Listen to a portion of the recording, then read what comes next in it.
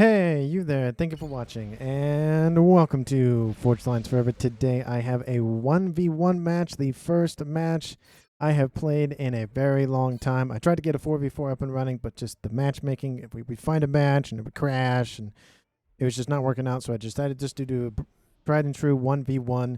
We have Percivis in the north and Stitch Blue as a UEF, and of course myself, Strat Launch. I could not get Strategic Launch. It was already taken.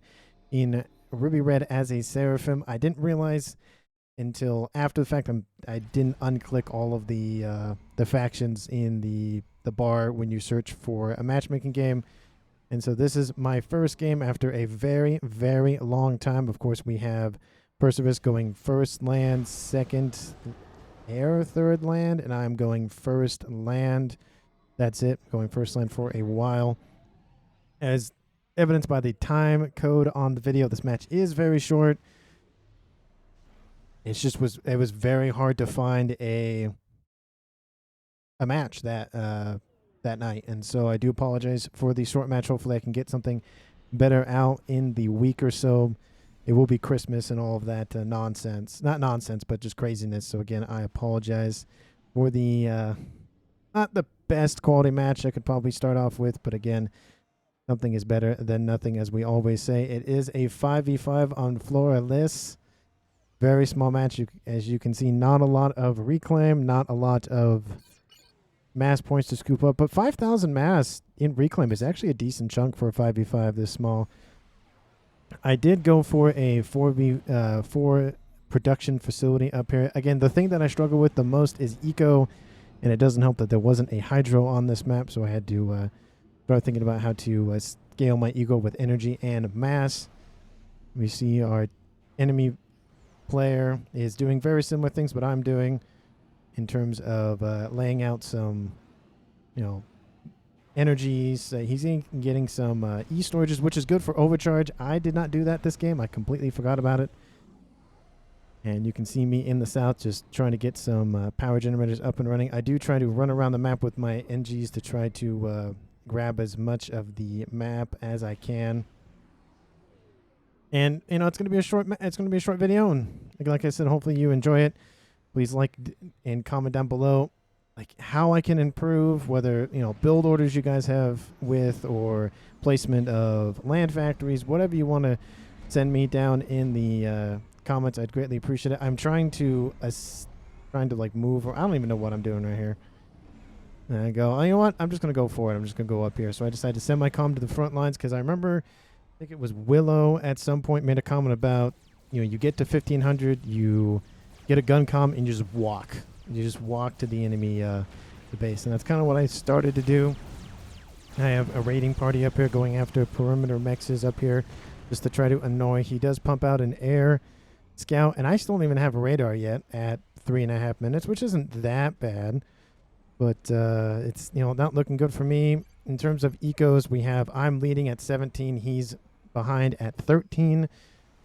And he's going to fly over and be like, and I'm going to be like, oh, I don't have an air facility. Oh, I should probably get that up and running here. Then my NGs go, oh, I need energy. I'm desperate with energy. I only have 140 per second versus the 260 that my opponent has. So I'm like, I need to get that up and running.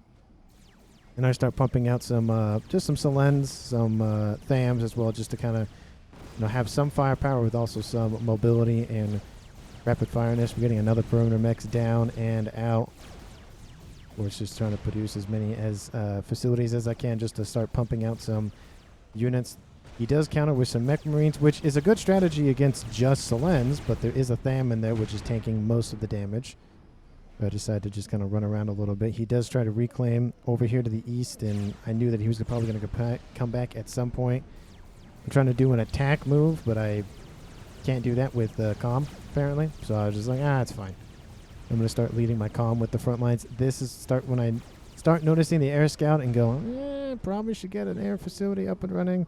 Building up some build power here in my base. Haven't even gone any T2 mechs as of yet. I'm completely distracted by all of the everything that I have to radar and and building up units and all that stuff. I did notice the comm to the east, and I'm not going to give him veterancy early on like that. So count my units at a distance. I did notice I played a match after this that lower level players keep their comms usually in their bases. And I mean, this one walked out a little bit, but he's not trying to be super aggressive with it. That's just something that I noticed. And so I'm going to keep my comm just as a perimeter unit to establish dominance and establish myself as the front of the, well, the front of the front line, essentially. Currently at 5.5 minutes. At this point, I'm, you know, like, oh, I need energy, I need energy. Oh, I need, you know, more units.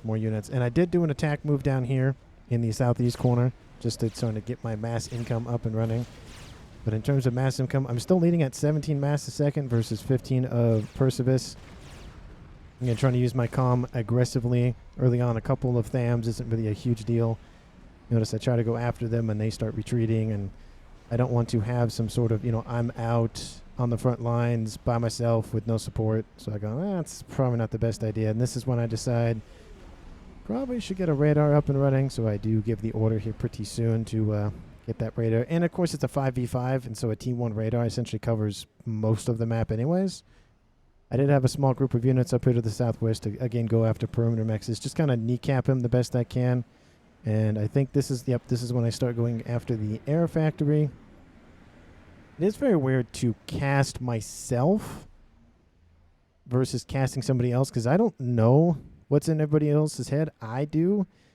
And it's funny because you play the game and then you cast the game that you play, and even I forget what I thought about at certain points in the game. Maybe, oh no, yeah, this is when I grab the radar. I go, yeah, I probably need a radar. But he's starting to reclaim on the map. That's very good for him. It isn't super balanced when you're this low rated, just because it's really hard. Again, it's just really hard to balance. So this is when I start building up some more Thams for some, you know, T1 tank situation, and I start getting some air scouts to get a nice, you know, view on what my opponent is doing.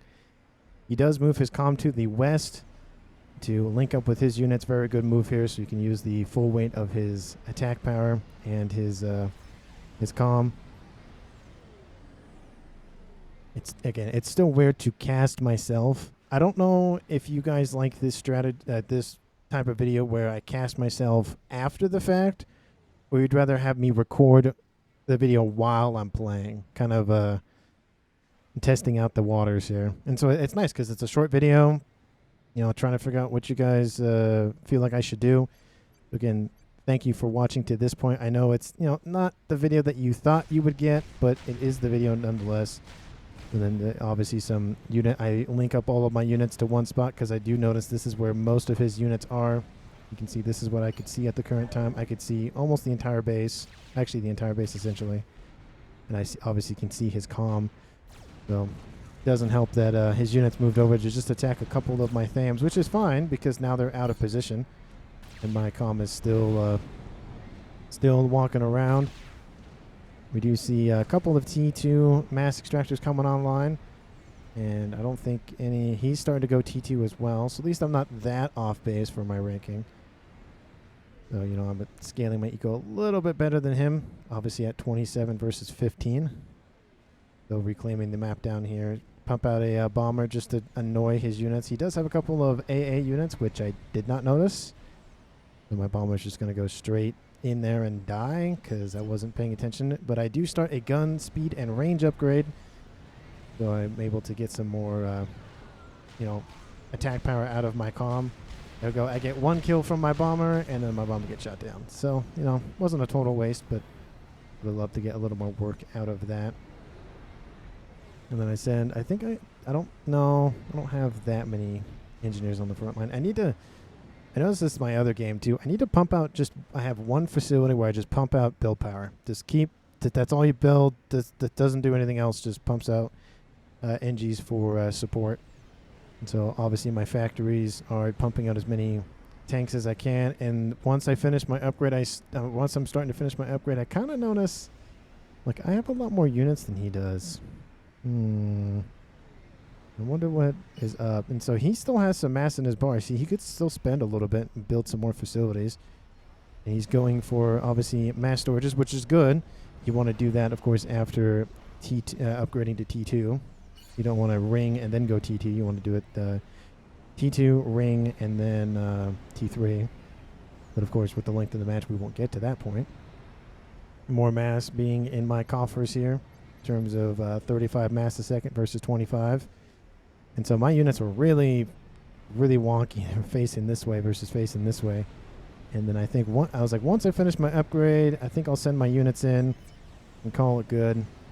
Because he is right there. He starts to, I didn't notice this, but he starts to build some E1 PD, which is, you know, not a bad idea on the front lines. But with the amount of THAMs, to give you an idea, I had 72 THAMs, 76 THAMs versus 22. So really, you know, really favoring one side of things.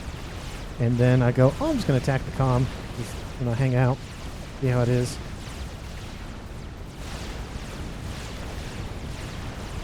So, and then the order is given to just keep moving forward. I do an attack order specifically to the comm, and then I move my units behind the comm, or like position behind the comm, and then I just walk.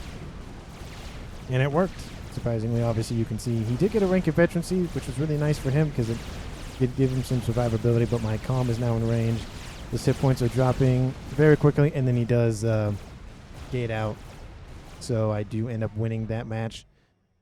And obviously, I can't say MVP, MUP because there's only 2 players, and it's me.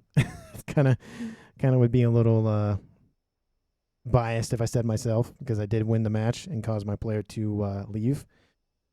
But you know, I know there's so much room for improvement. I know you guys are just gonna roast me in the comments and let me know. Let me like, no, you should have done this and you should have done this and this is your build order. And just let me have it. I want to improve my own skills, not only as a player of the game, but also if I get better at playing the game, I'll get better at casting the game.